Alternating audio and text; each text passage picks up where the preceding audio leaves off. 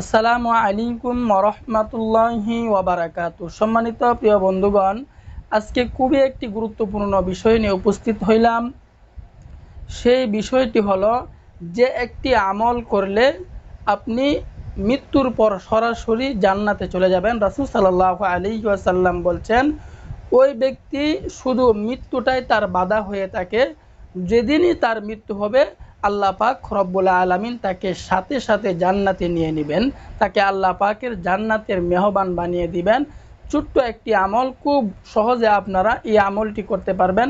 যারা আমরা মুসলমান হিসাবে, আমরা ইমানদার হিসাবে এই আমলটা আমাদের প্রত্যেকেরই করা উচিত। দেখুন, ইমান এই দুনিয়া হলো অর্জন করার স্থান। আমরা যখন পরকালে চলে যাব, ওই জায়গায় খালি আমাদেরকে হিসাব দিতে হবে, হিসাব দাও। ওই জায়গায় কখনোই আমল করার সুযোগ পাওয়া যাবে না। কারণ এই দুনিয়াতে হলো কি, আমল করার সুযোগ, কিছু অর্জন করার সুযোগ। এই কারণে আজকে একটি ছোট্ট আমলের কথা বলবো।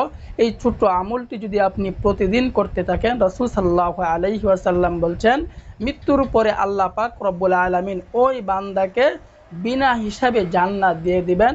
তো আমরা সেই আমলটির কথা আজকে আমরা সেই আমলটি শিখব। আপনারা ধৈর্য সহকারে দেখতে থাকেন।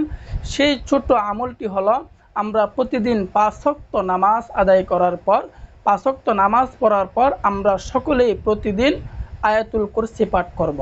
এই আয়াতুল কুরসি যদি 5 ওয়াক্ত নামাজের পর কোনো ব্যক্তি আমল করে, তাহলে আল্লাহ পাক রব্বুল আলামিন তার হাবিবকে জানায়া দিয়েছেন যে ওই ব্যক্তির শুধু মৃত্যুটাই তার বাধা।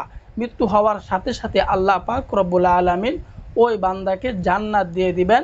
তো আয়াতুল কুরসিটা হচ্ছে, আল্লাহ বিসমিল্লাহির রহমানির রহিম, আল্লাহু লা ইলাহা ইল্লা হুয়াল হাইয়ুল কাইয়্যুম, লা তাখুযুহু সিনাতু ওয়ালা নাওম, লাহু মা ফিস সামাওয়াতি ওয়া মা ফিল আরদ, মান যাল্লাযী ইয়াশফা'ু ইনদাহু ইল্লা বিইذনিহি, ইয়ালামু মা বাইনা আইদিহিম ওয়া মা খালফাহুম, ওয়ালা ইউহীতুনা বিশাইইন মিন ইলমিহি ইল্লা বিমা শাআ, ওয়াসি'a কুরসিয়্যুহুস সামাওয়াতি ওয়াল আরদ, ওয়ালা ইয়াউদুহু হিফযুহুমা ওয়া হুয়াল আলিয়্যুল আযীম।